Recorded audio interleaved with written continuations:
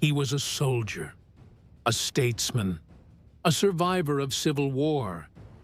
He fought beside Julius Caesar and fell for Cleopatra. To his enemies, he was a reckless drunk, seduced by the East. To his allies, he was Rome's fiercest general, bold, loyal, and unbreakable. But the man behind the myth? That story is far more complicated. This is the rise and fall of Mark Antony, the man who nearly ruled the world and lost it all for love. Mark Antony was born around 83 BCE into a prominent yet chaotic Roman family. His early years were marred by scandal, debt, and political infighting. But Antony had two things in abundance: charisma and courage. He began his career as a cavalry commander, serving in the East.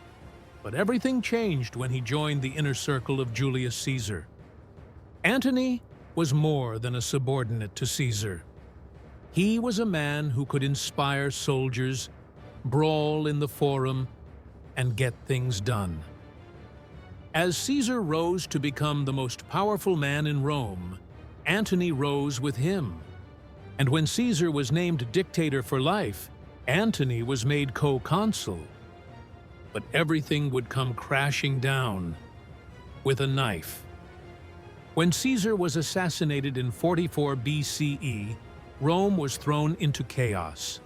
Mark Antony, now consul, gave the eulogy at Caesar's funeral. His words sparked riots and revenge. But Caesar's heir, Octavian, had arrived in Rome, a teenager with a famous name and dangerous ambition. Antony didn't trust the teenager, and Octavian didn't trust him. Soon, civil war loomed once again. To survive, Antony did something few expected. He allied with his rival. Together, they formed the Second Triumvirate and went after Caesar's killers. At the Battle of Philippi, Antony crushed the assassins Brutus and Cassius. But with their enemies gone, allies became rivals once more. Mark Antony returned to the East, where he met Cleopatra, the Queen of Egypt. The two were drawn to each other. Power met charisma, and ambition met its match. They became lovers and allies, a royal match that defied Rome's expectations. But in Rome, Antony's alliance with Cleopatra was seen as a betrayal. Octavian seized the moment. He declared war, not on Antony, but on Cleopatra. Antony and Cleopatra prepared for battle, lovers against an empire. And in 31 BCE, at the Battle of Actium, their forces were outmaneuvered by Octavian's fleet. They fled back to Egypt, where fate would deal its final blow. Antony, misled to believe Cleopatra was dead, fell on his own sword. Cleopatra followed soon after, choosing a queen's death over chains.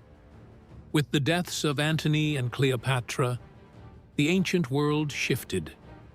Egypt, once the jewel of the Mediterranean, fell quietly into Roman hands.